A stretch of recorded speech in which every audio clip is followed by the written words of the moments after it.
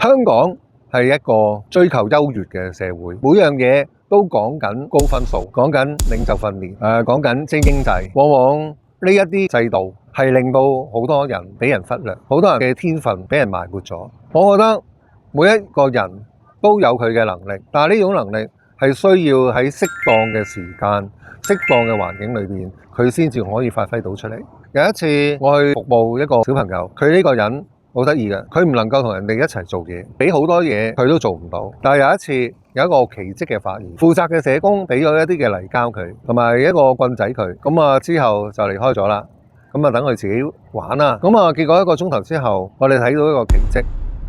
呢個小朋友好有心機，將面前嘅泥膠扮成一朵一朵花，黐喺背嗰度。我哋慢慢睇下，佢結果將簡單嘅玻璃杯變咗一件藝術品。原來人嘅能力價值係需要時間、時機嚟去栽培同埋孕育嘅。喺呢個精英制嘅香港，往往就係希望人嘅改變就好似開燈熄燈一樣，即食嘅。